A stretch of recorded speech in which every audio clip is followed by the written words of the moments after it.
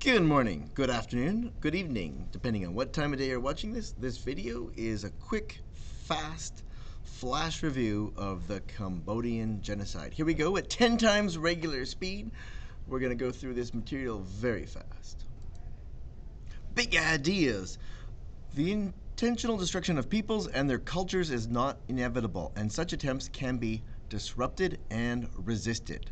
Number 2, despite international commitments to prohibit genocide, violence targeted against groups of people has continued to challenge global peace and prosperity.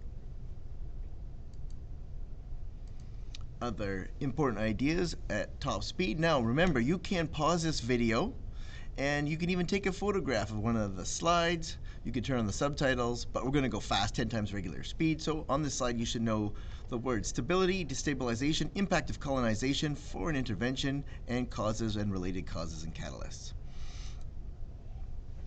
Ideologies. You should know communism, socialism, capitalism, colonialism, and other ideologies. You've got more of them on your handout, so I'm going to go really fast here. You can pause this if you want to read this slide, but we're going 10 times regular speed. Here we go. Giddy up for the learning. Democratic Kampuchea was a prison camp state. Its 8 million prisoners served most of their time in solitary confinement. 1.7 million inmates were worked, starved, or beaten to death. Significance. This quote shows that living conditions were far from pleasant during this time. This was not a place you wanted to be. The gulf between the town and the countryside has been cited as a major factor in the Khmer Rouge march to power. Unlike the countryside, the cities were not predominantly Khmer, but included large populations of ethnic Chinese and Vietnamese. Many peasants saw cities as seats of arbitrary, even foreign political and economic power. So some people looked down on the city and the people who lived in the city. Significance. Understanding the causes is important to help prevent future genocides. This quote shows that many differences could be considered as minor or major causes, such as urban versus rural, ethnic differences, power, wealth, and of course religious. Okay, moving on. The rise of the Khmer Rouge. Although it was an indigenous phenomenon, Pol Pot's regime could not have come to power without the massive economic and military destabilization of Cambodia by the United States. Beginning 1966, on 18 March 1969, the U.S. Air Force began a secret B-52 bombardment of Vietnamese sanctuaries in rural Cambodia. Exactly 1 year later, Prince Norodom Sihanouk was overthrown by U.S.-backed General Leon Noel. Kiernan 75. Significance. This shows that foreign interference was one of the main causes of the unstable situation that led to the genocide. This has been debated as to how much this cause is linked to the genocide. The Khmer Rouge did have a clear resentment of foreign interference, including French colonization and the role of the United States of America. Intervene, appeasement, or other strategy. Pause the video here and discuss with your table. First of all, discuss what might be a genocide prevention strategy that would be the opposite of destabilization. Brainstorm some of your own ideas, and then consider these four and how and why, and are they a good idea or not. Debate with your table. Help countries become economically stable. Is that a good strategy? And if so, how would you do that? Help countries become politically stable with strong legal institutions. Is that a good strategy? Why or why not? And if so, how would you do that? Organizing the genocide. Long Jen wrote, children from over about 8 years of age, including people of my age, 20 years, were separated from their parents who were no longer allowed to see. Although we remained in the village, we were divided into groups. This is Thong Chen, quoted by Kiernan. Significance. This shows that Khmer Rouge were trying to control the population by weakening the family unit and social association. Note, in Canada, freedom of association is in the Canadian Constitution. How can human rights help prevent future genocide? Organization and preparation. These terms, as you know, students, are part of the 10 stages of genocide. You should make sure you're familiar and review all 10 stages of genocide according to that construct. Office S21 is the code name for the Santabal prison. Prisoners were tortured to confess and then executed. Significance: this facility is an example of the organization and preparation connected to this genocide. Organization. Students, you know this really well. Pause this slide if you've forgotten organization. Most of you know this well, so we're going to move on at 10 times regular speed. Ideology of genocide.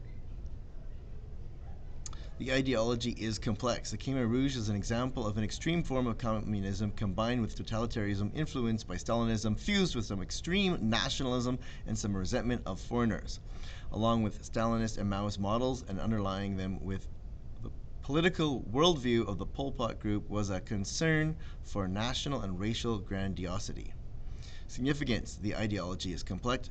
Fascism and Nazi ideology are often associated with extreme nationalism. This quote shows a fusion of different ideologies coming together. Another piece of significance is when you're looking at sources and they blame the genocide on a source. Is that source accurate or not? And is it fair to say communism is the source of the genocide and therefore communism is evil? Why or why not? What arguments could you debate on that topic?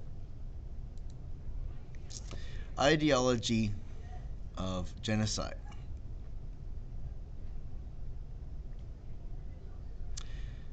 The Khmer Rouge valued the Cambodian race as a group, but not as individuals. They also valued agriculture. Impurities. They did not like foreign educated, with the exception of people in the Communist Party. They did not like their hereditary enemies. And they didn't like foreign languages, so speaking French would not be popular. The DK ruling body was a standing committee of the Central Committee of the CPK, Communist Party of Kampuchea. The leaders with the maximum national power and the responsibility for the mass murders of the genocide about to be perpetrated were based in the capital, Phnom Penh, and were known as Party Center.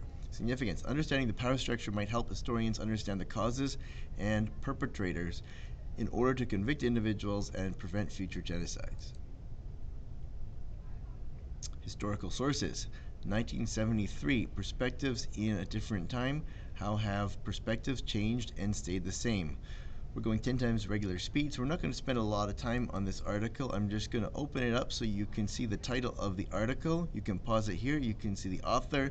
You can see the date, 1973, and you can go take a look at that. But we're going 10 times regular speed right now. You should know blue scarves and red scarves. Stage of genocide symbolization. Students, you're doing really well at understanding the stages. So I'm not going to spend a lot of time talking about the stages, but en route through Phnom Penh, they were marked as Easterners by being forced to wear a blue scarf, reminiscent of Hitler's yellow star for Jews, and later eliminated en masse. Significance: this is an example of the common characteristics of different genocides, and specifically the characteristic of symbols. This relates to the 10 stages of genocide through the word symbolization. Here's the word symbolization. You can pause this if you need a review. Students, you know this really well. I trust you to remember this. Good job. I'm going to move on. International responses. In January 1979, the Vietnamese army invaded Cambodia, driving out the Khmer Rouge. A much less repressive regime was established with Hun Sen, but most of the international community continued to recognize the legitimacy of the defunct Pol Pot regime. So, as I was saying, the legitimacy of the defunct Pol Pot regime, voting for it to occupy Cambodia's United Nations seat for another 12 years, Most Western governments instead portrayed the Vietnamese invasion as the cause of the Cambodian problem. Kiernan, 86, that means it's on page 86. The significance of this is the quote shows a complex, debatable issue connected to intervention, alliances, ideologies, and invasions. When Is intervention justified? Discuss and debate. Pause the video here. 1. Giddy up. Here we go. There's an article in the New York Times by Todd Gitlin. The title is Kissinger was a courtier to atrocity. So he's making an argument that Kissinger has at least a partial blame for this issue of an escalation and destabilization, allowing extremists to come to power and commit the genocide. If we scroll through here, we'll take a look at some of the statements he makes here. Let's take a look right here. Under Kissinger's guidance of American bombing campaign kept secret from Americans, Cambodia became one of the most heavily bombarded countries in history. Next, moving on here, he continues to make an argument. For Kissinger, Cambodia was a sideshow, its people expendable in great game of large nations.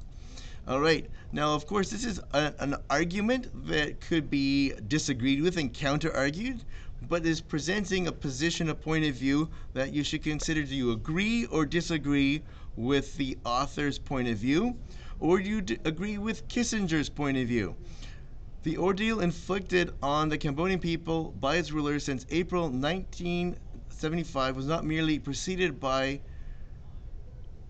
but prepared by America's own atrocious policy. So the blame he is saying is America has some blame based on their foreign policy. So he's critiquing Kissinger's foreign policy of interfering, supporting, supplying weapons, supporting generals, and bombing. Okay, it is neither morally justifiable nor tactically astute.